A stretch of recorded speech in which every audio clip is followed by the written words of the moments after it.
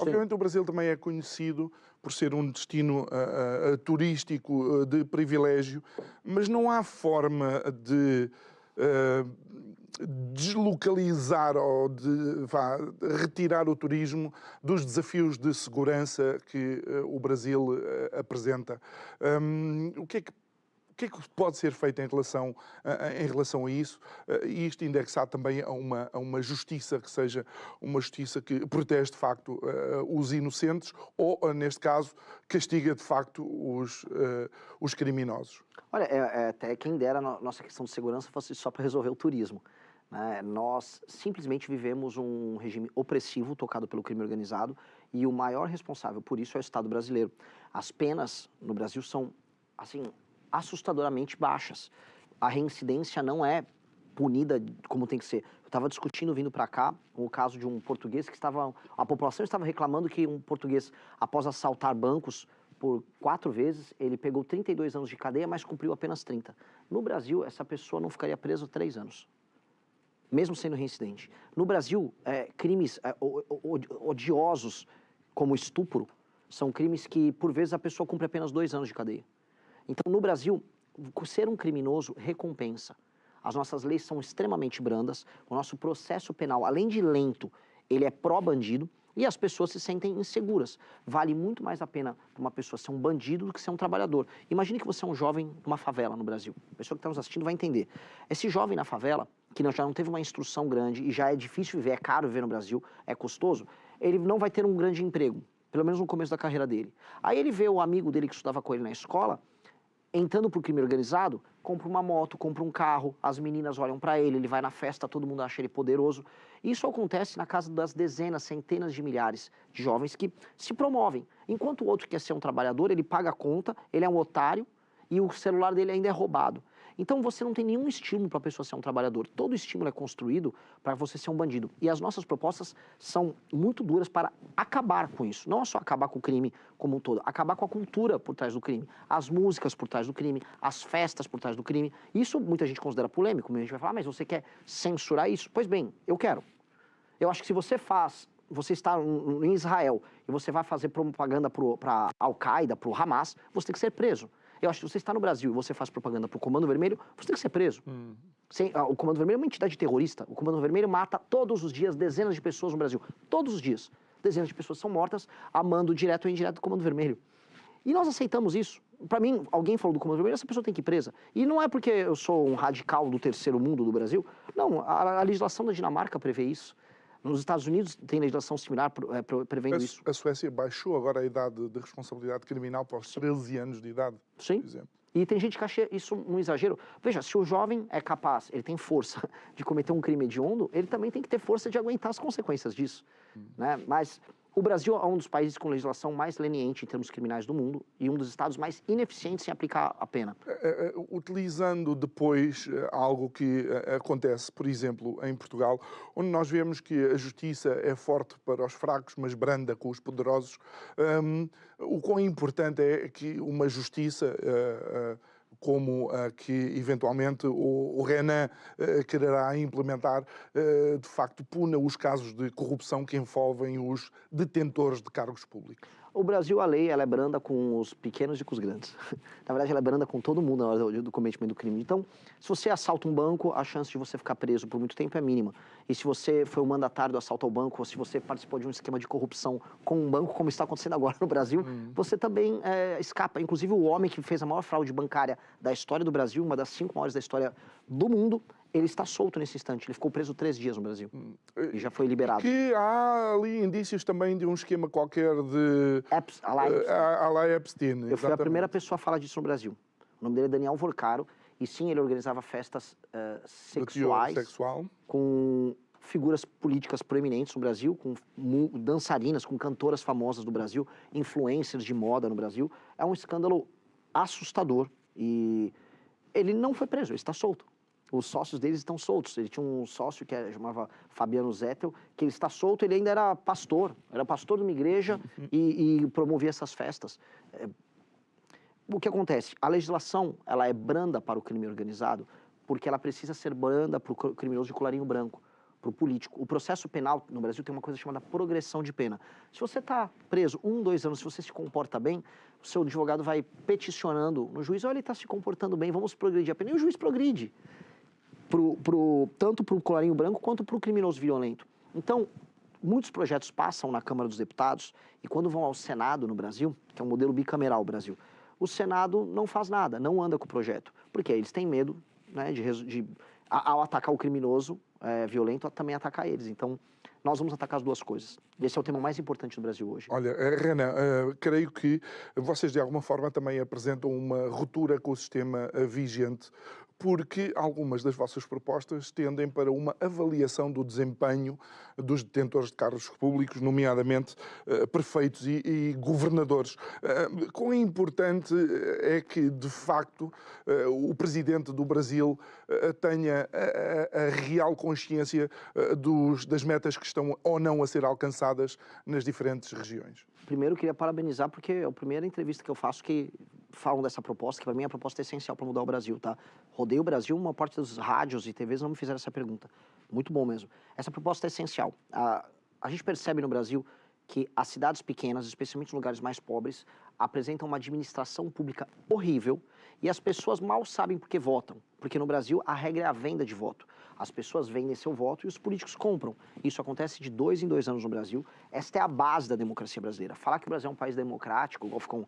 Ah, não, a democracia é isso. É mentira. O Brasil não tem democracia. O Brasil tem um regime de compra de votos em que as pessoas não avaliam o seu político e o seu político ele é eleito e reeleito sem melhorar objetivamente a vida da pessoa. Então, quando a gente pega índices objetivos sobre segurança, educação, cobertura de esgoto, cobertura de água, de fornecimento de água, tem lugares que não há melhora, mas o prefeito é reeleito com 70% dos votos.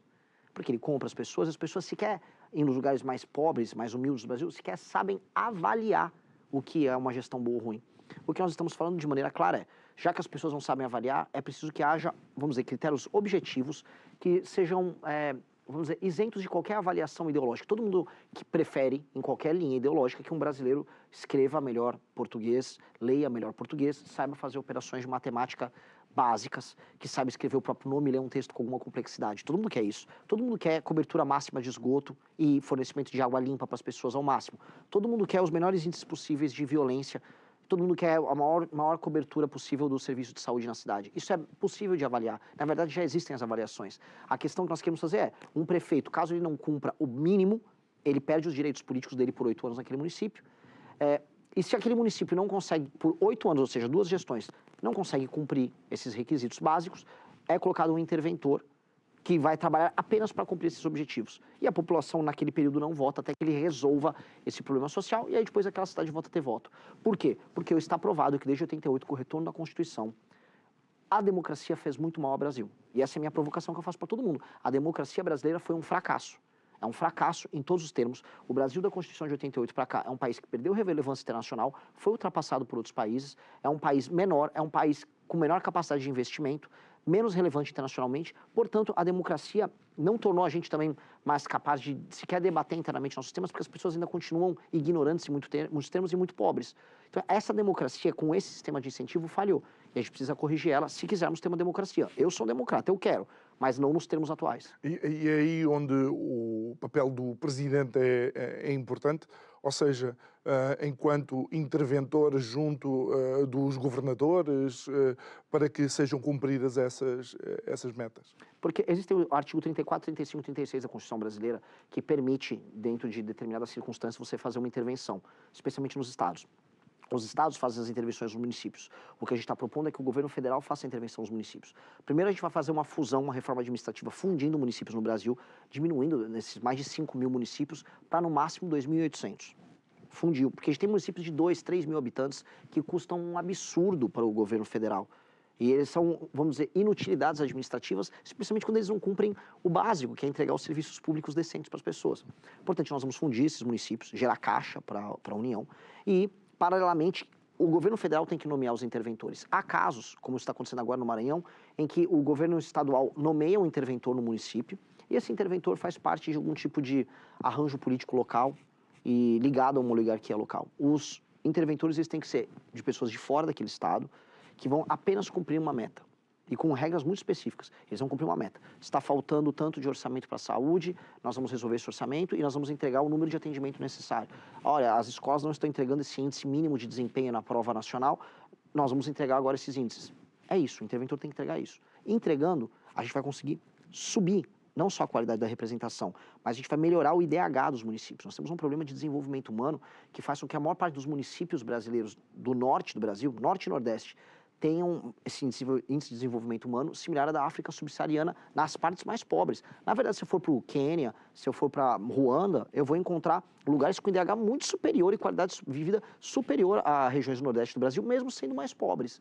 Então, nós estamos fazendo algo de muito errado para que lugares que são mais pobres se organizem e sejam, vamos dizer, se respeitem mutuamente muito mais do que de alguma forma deem uma melhor qualidade de vida aos seus habitantes do que o Brasil. E olhando para essa questão, obviamente algo que nos preocupa também, e uma vez que estamos em Portugal, eu não quero deixar de fazer esta pergunta. Por vezes ouvimos determinados partidos colocados numa determinada zona política, quase a lançar uma culpa histórica sobre Portugal e sobre aquilo que foi o trajeto e o descobrimento ou a descoberta do Brasil e a relação Brasil-Portugal. Como é que o Renan analisa essa história que é o que é e até aparecer uma máquina do tempo e possamos viajar no tempo e mudar alguma coisa sem saber se o resultado vai ser melhor? Como é que lê essa ligação histórica Portugal-Brasil? Eu acho um absurdo uma tentativa que parte da elite brasileira vem especialmente do período republicano, tentando construir de negação da origem portuguesa do Brasil e de ódio a essa origem. Inclusive, isso foi criando dentro do Brasil uma série de piadas e preconceitos que, no fundo, são contra os próprios brasileiros. Se fôssemos colonizados pelos holandeses, seria muito melhor. O que é horrível, né? Como se você tivesse vergonha dos seus avós e quisesse que seus avós fossem outras pessoas. Primeiro que você não nasceria, se seus avós não estivessem lá, você não nasceria no Brasil, você sequer seria um ser humano. Segundo, que você está negando a tua cultura, a tua comida, o teu jeito de ser, por questões de baixa autoestima. E o Brasil se comporta, infelizmente, especialmente elite, como um adolescente. E o adolescente, ele quer se rebelar sempre contra os pais e ele nunca é responsável pelos próprios atos. Então o brasileiro está sempre, os portugueses levaram o nosso ouro. O Brasil rouba a si próprio muito mais do que os portugueses levaram de ouro. E outra coisa, o Brasil era Portugal, o ouro pertencia a Portugal. Eles não tiraram nada que não fosse português. Eram portugueses no Brasil extraindo ouro. E nunca houve nada de errado nisso. E quem fala isso é simplesmente pessoas com baixíssima autoestima. Inclusive, eu ganhei de presente de uma amiga, a Andrea Viegas, uma barrinha de ouro, ela é portuguesa, já pra ela falar assim, Renan, nem venha reclamar aqui de Portugal, você já teve seu ouro devolvido, então eu vou levar pro Brasil e vou entregar isso, pessoal. Trouxe uma barrinha de ouro de Portugal para vocês não encherem o saco. Eu acho isso uma vergonha. Eu acho que o Brasil tem que reconciliar seu passado com Portugal. Nós somos a maior experiência tropical do mundo. Em todos os trópicos do mundo, se há uma nação que tem grandeza, em todos os termos, cultural, civilizacional, é o Brasil. O Brasil é a maior experiência tropical e foi criada pelos portugueses. E não achas que, de alguma forma, até quando Dom Pedro sai de Portugal e vai reinar no Brasil, é uma demonstração dessa ligação umbilical que nós temos com a nação brasileira? Mas é óbvio. É óbvio. E é muito triste que as pessoas não entendam assim. Mas eu preciso salientar, há um esforço coletivo sendo feito pela elite brasileira por décadas para querer rir e desprezar a nossa história. A contar que o Brasil foi criado por degregados que foram para lá apenas para estuprar índias e escravizar todo mundo. É mentira. É mentira. Na verdade, a colonização britânica nos Estados Unidos foi muito mais cruenta, foi muito mais dura com as populações nativas. Os belgas no Ruanda, por exemplo. Não há comparação, não há termo de comparação. E mesmo nessas questões raciais, eles não têm capacidade de entender a complexidade do caso brasileiro. Eu sempre dou o exemplo de uma batalha que todos os brasileiros deveriam conhecer, a Batalha de Guararapes. A Batalha de Guararapes, basicamente os holandeses haviam tomado um pedaço do nordeste do Brasil. Portugal, naquele momento, estava passando por um momento muito difícil. E se alguém pudesse resistir, seriam os brasileiros. Ergue-se um exército de negros, liderados pelo Henrique Dias, índios, liderados pelo Felipe Camarão, e de portugueses. Eles se juntam, é a gênese do exército brasileiro, montam uma espécie de uma milícia misturada com guerrilha, eles enfrentam em batalha os holandeses e eles acabam com os holandeses. O Henrique Dias, ele perde um pedaço do braço, vai para Portugal, é reconhecido como um nobre em Portugal, retorna para o Brasil como uma figura importante e torna-se uma liderança política também no Brasil. Mesma coisa o Felipe Camarão, que é indígena. Então, como vamos explicar a complexidade de um país desse? Né? Ah, não, era só portugueses explorando as pessoas. A coisa era muito mais complexa. E os holandeses, que muitos brasileiros com síndrome de vira-lata ficam idolatrando, foram expulsos pelos brasileiros. Fomos nós brasileiros a expulsar os holandeses. Então, nós não faríamos isso se houvesse outra relação que não fosse uma relação profunda de identidade e pertencimento a Portugal. E por falar em identidade e reconhecimento, a língua portuguesa podia ser um fio condutor não só para a relação Portugal-Brasil, mas neste momento em que vemos as relações geopolíticas bastante instáveis, podia um bloco como a CPLP, os países de expressão portuguesa, ser de facto algo fora da caixa e que podia dinamizar não só as economias dos diferentes países, mas criar ou fortalecer estes laços que temos uns com os outros. Com certeza. É uma comunidade presente em 4 continentes, no mínimo, e que tem expressão política, força econômica, diversidade. O mundo fica falando o tempo todo em diversidade, só como um chavão, mas tem diversidade de verdade e é uma diversidade não forçada. Até porque o projeto Ultramar de Portugal sempre foi um projeto que foi diverso e foi no tal do Sul Global, como eu amo a falar. Ah, Sul Global, Sul Global. Pois bem, o projeto português foi o projeto mais Sul Global, antes de existir o termo Sul Global. E andava pela China, andava pela África, andava pela América do Sul e andava com naturalidade. Tanto que nós, como brasileiros, percebemos isso. O Brasil é um país com rejeição quase nenhuma no dito Sul Global. Brasileiros são bem vistos em todos os lugares. O Cristiano Ronaldo é um menos português. Na Argentina, mas isso é outra história. Mas você sabe que os argentinos não gostam. Tem a ver com o futebol. É. Mas depois vão lá para as vossas praias. Mas isso também é outra história. A relação não é tão ruim assim. A gente fala no Brasil assim, nós brasileiros amamos odiar os argentinos. E os argentinos odeiam amar os brasileiros.